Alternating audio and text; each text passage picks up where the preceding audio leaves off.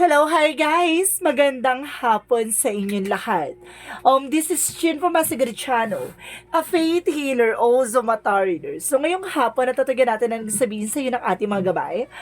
This is 2024 Pasilip Messages for the Year of the Wooden Dragon. So guys, this reading is for the sign of Sagittarius. So, sagi, welcome to my channel. Ano kayang messages, advices, and spirit guides ang ating masasagap for today's video? Kanino na kayang energy o kaganapan sa buhay ng mga Sagittarius ang ating mga hagilap? So, guys, this reading is a general reading lamang, hindi lahat makaka-resonate. Kunin lamang po makaka-relate sa inyo and comment down below kung kaninong energy ang ating nasagap. And of course, don't forget to like and subscribe my channel. And notification bell for more videos update. And of course, maraming salamat po sa mga walang sawang pagsuporta sa aking channel. Lalong-lalo na yung mga hindi nag-skip ng ads. Naway pagpalain po kayo ng Diyos at may kapal. Siksik digdig na gumapaw man ng balik sa inyong biyaya. So guys, kumapit ka na dahil ito na ang pasabog-bulabog ng pasilip for 2024. For the Year of the Wooden Dragon, for the sign of Sagittarius. Angel Spirit Messages, bigyan mo ka ng pasabog-bulabog na mensahe para sa mga kapatid natin na Sagittarius. So, Sagi, give me an information. Okay, the Three of Cups. A celebration. So, magkakaroon ka ng celebration na that card is an ending and a new beginning. A transformation. So, ngayon papasok ang 2024. So, ibig sabihin na dadaan ka muna sa celebration, no? Pagkatapos sa Scorpio season, Sagittarius na. So, this is a season ng December. So, sinasabi dito ng the death card is an ending and a new beginning for a transformation. So, this coming 2024, so, magkakaroon ka ng celebration at magkakaroon ka ng a transformation. And because there's a Knight of Wands, there's a final push or waiting for a result, no? Though there's a resilience na kailangan maging mahinahon, maging tahimik lang, no? And because there's a Knight of Swords na magiging mabilis ang eksena. There's a success driven. And of course, there's Ten of Cups. There's a happiness. So, magkakaroon ka ng kaligayahan dito. And because there's a Queen of Wands, there's a stability and control. So, sinasabi dito, have confidence, no? Kung kailangan na magkaroon ka ng confidence sa sarili mo na masaya ka kung ano man ang meron ka, di ba? So, what is the Three of Pentacles? Three of Cups. So, there's a Queen of Cups. Magkakaroon ka raw ng healing about sa third party involved. And because there is an Eight of Swords. So, magkakaroon ka ng transition. So, transition for transformation, no? Kailangan mo na raw pakawalan yung mga negativities around you or toxicities or something, blockages, no? Mag-cleansing ka. And of course, there is a Knight of Wands for Six of Swords. A transition na, kumbaga, this is the waiting, the wait is over, no? Kumbaga, tapos na yung pag-aantay mo. So, what is the Knight of Swords? So, there is an information by the Five of Wands.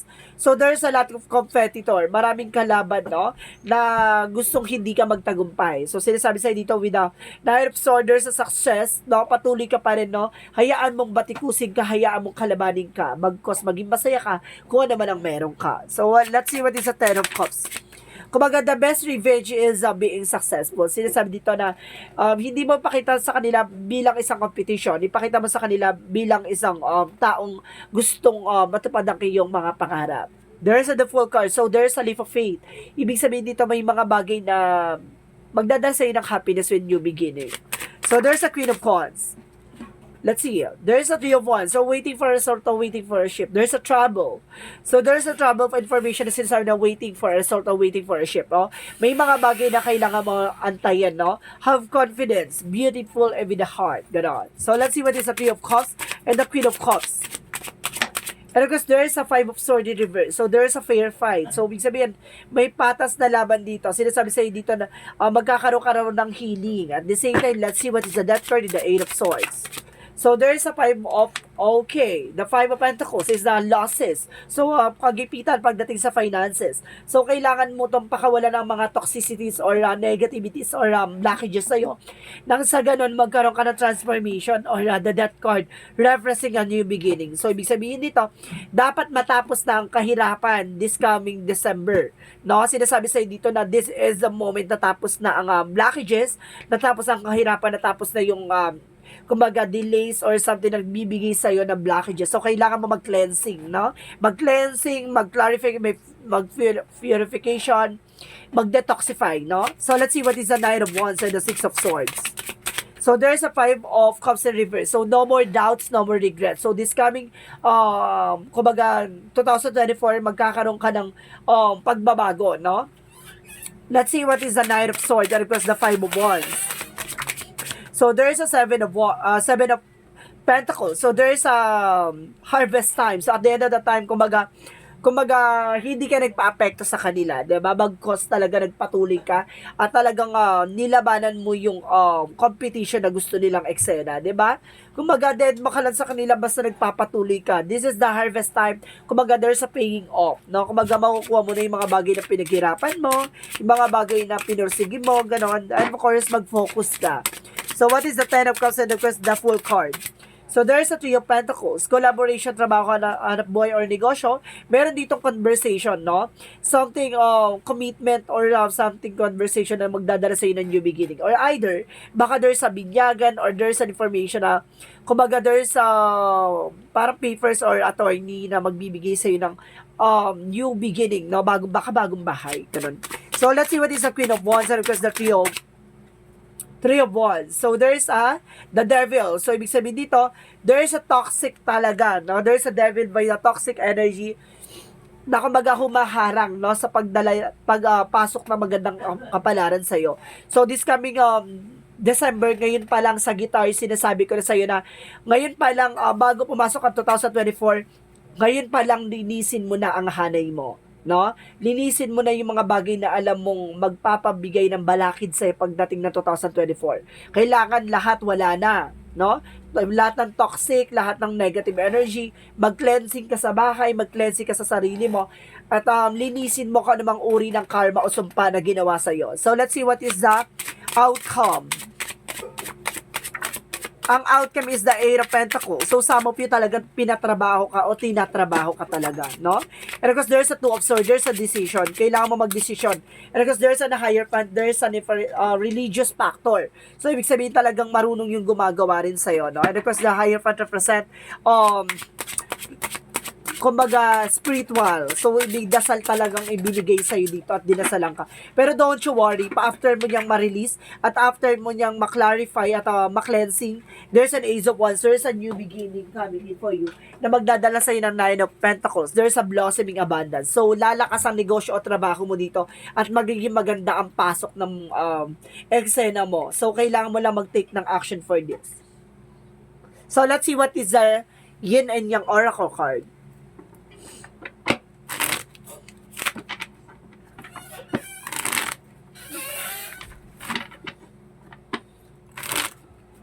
What is the Yin and Yang Oracle card?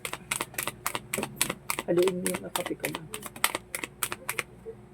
Okay, there is a self-love. So, ibig sabihin, mahalin mo kung ano man ang meron ka, di ba? At kumbaga, kailangan mo mag-invest sa sarili mo. And of course, there's a losses. I told you, magkakaroon ka ng losses dito dahil talagang mayroong gumagawa sa'yo ng hindi maganda. So, kailangan mo mag-take ng action for this na dapat matapos na to this coming December. And of course, there is a union. So, sinasabi sa'yo dito na magkakaroon kayo ng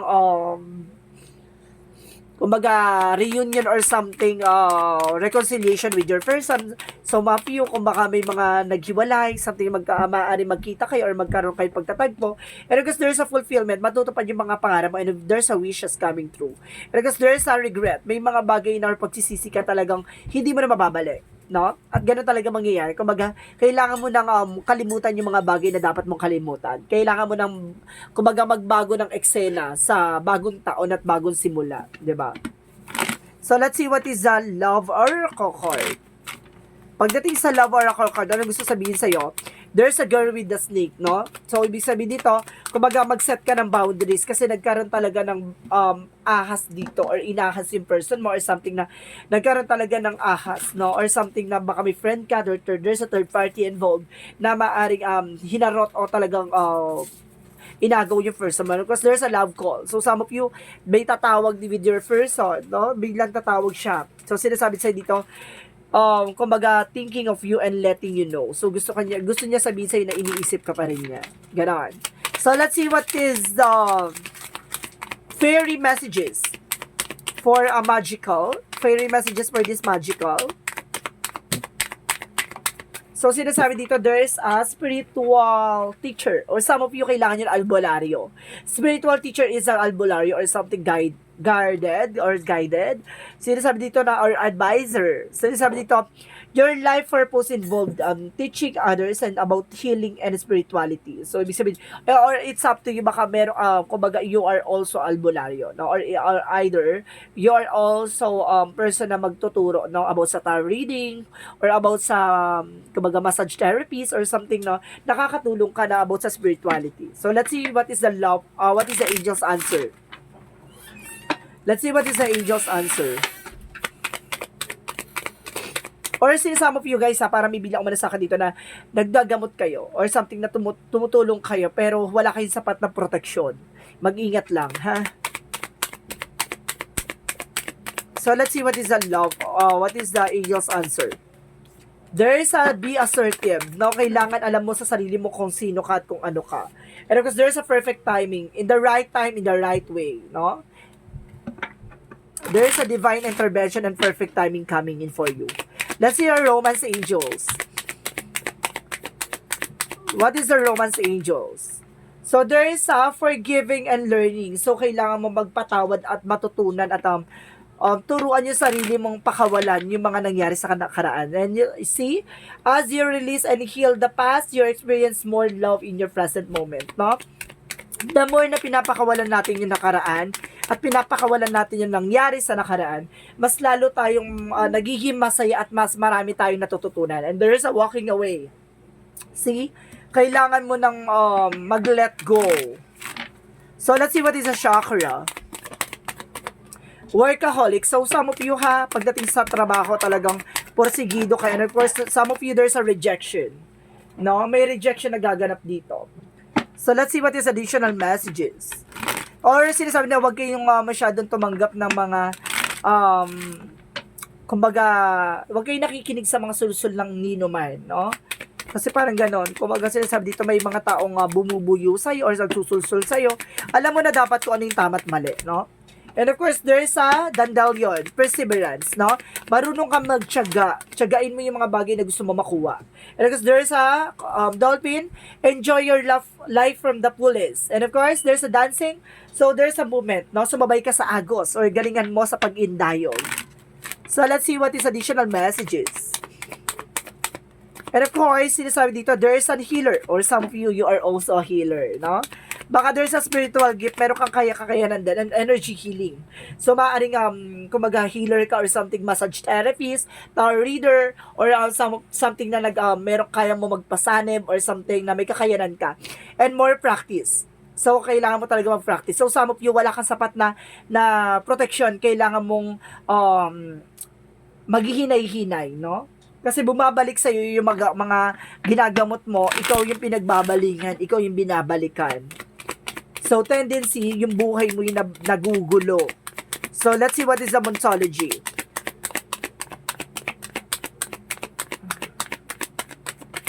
And of course, there is a new romantic cycle begins. So, magsisimula ng panibagong chapter pagdating sa buhay pag-ibig. So, let's see what is additional messages. There is a failure and courage. So, ibig sabihin dito, kumbaga, kailangan mo labanan ng takot at pangamba mo. Have confidence, and of course, maging matapang ka sa mga failure or mistakes or something na nangyayari sa'yo. Kumbaga, dapat gawin mo opportunity yan na matutunan mo yung mga pagkakamali mo. So, let's see what is additional messages. Dapat marunong tayo tumanggap ng pagkakamali natin. May mga bagay na nangyayari sa buhay natin na minsan nagkakamali tayo or talaga nagkakamali tayo na kailangan natin matutunan kung ano yung pinagmulan ng pagkakamali mo, no? Marunong ka tumanggap dapat ng pagkakamali. Nang sa ganun, matutunan mo yung mga bagay na dapat mo pang maidagdag sa susunod na buhay mo, no? Kumbaga, sa mga susunod na araw or panahon na kumbaga yung mga bagay na yan, bibit-bitin mo yan. And of course, there's a I remember. There is a soul plan and fated versus the destiny love. Talagang nasa destiny mo talagang mangyari ang mga bagay na mangyayari. And because there is a portal, those so ibig sabihin, door are opening, do you decide reward? So, ibig sabihin dito, kumbaga kailangan mo na magdesisyon, no? Ang pintuan ay nagbubukas na para sa mga bagong oportunidad. So, kailangan mo tanggapin yung mga bagay na ipinagkakaloob na sa'yo. So, let's see what is Arcang Harapael. And caffeine free. So some of you kailangan yung mag-lessen sa kape ha, kasi baka nagiging acidic kayo or something, tumataas ang acid niyo. So let's see what is Arcang Michael. Forgive yourself, you done nothing wrong. So ibig sabihin dito, patawarin mo yung sarili mo, wala ka namang ginawang masama or mali. Sadyang may mga pagkakamali lang tayo na kumbaga kailangan natin matutunan, no? And of course, let go of fear now. So alisin mo yung takot mo at pangamba ngayon na. So let's see what is the Jesus loving quotes.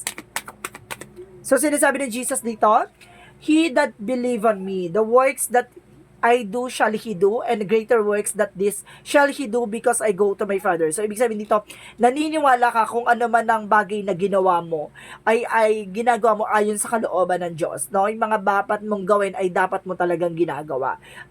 Kumbaga pinagkaloob yan, kumbaga dapat mo siyang gawin ayon sa kanya. At there's a mission na sinasabi lang sa'yo dito na alam mong naniniwala ka na kumbaga kasama mo, no, sa mission mo or kasama mo sa buhay mo at ang paniniwala mo ang ating Panginoon. So let's see what is the angel's number. Let's see what is the angel's number. There is a 12. I am visionary. So, meron ka talagang katangian or kakayanan, guys. Nasagap kita. There's a creativity is a driving force in your life. Your imagination is rich and you are able to express your feelings and insight in unique ways that others can benefit from. So, ibig sabihin talaga, may kakayanan ka, guys. There's a visionary. It either, kumbaga, there's an intuition and visions, no? Kumbaga, merong kumbaga, tinatawag na premonitions. May kakayanan kang makita ang mangyayari sa hinaharap. So, let's see what is the messages of life. Kumbaga, nagkakaroon ka ng daydream, ganon, or nightmare, or something na panaginip or dreams, no? Na nagbibigay signs or synchronicity sa'yo. So, ngayong 2024, sinasabi sa'yo dito na may paalala sa'yo ng ating divine na kailangan mong tapusin yung mga bagay na nagbibigay sa'yo ng kumbaga problema or pabigat, no? Kumbaga, you are also a gifted. Gamitin mo yung bagay na yan para makatulong ka sa kapwa mo at makatulong ka sa sarili mo at sa pamilya mo. And because there's a strength card, kailangan mo maging malakas at maging matibay. So, sinasabi dito, today I maintain control of my emotions. I rise above self-doubt. I affirm my own power and stand strong in my unshakable faith. Today, I know that I have the strength to overcome anything I encounter. I find my courage in the truth, holding tight to the force of love. I trumpet over fear. Alisin mo yung takot at pangamba mo dito. Maging matapang ka sa hamon ng buhay. Marami talaga pagdadaanan kapag ikaw ay spiritual, no? Marami kang pagdadaanan sa career, sa love life, sa health. Lahat ng yan pagdadaanan mo. Kailangan mo lang dumaan sa tamang proseso na kailangan mo matutunan, proteksyonan yung sarili mo, pamilya mo, mahal mo sa buhay, at tumanggap ka ng misyon na alam mong walang makakasira at kumbaga, walang masasaktan kahit nino man, no? Maging mabuting manggagamot ka para sa iba, or maging mabuting manggagamot ka para sa iyo at para sa pamilya mo, no? So this is a 2024 pasilip messages for the year of the wooden dragon for the sign of Sagittarius. Maraming salamat po, Sagittarius, for your wonderful reading. And this reading is a general reading lamang, hindi lahat makaka-resonate. Kunin lamang pa makaka-relate sa inyo. And comment down below kung kaninong energy ang ating nasagap. And of course, maraming salamat po sa mga walang sawang support sa aking channel. Lalong-lalo na hindi nag-skip ng ads. Naway pagpalain po kayo ng Diyos at may kapal, siksik-tiglig na guumapaw. Ang biyayang manumbalik sa inyo. Maraming salamat po and see you in the next video. Bye-bye and babush!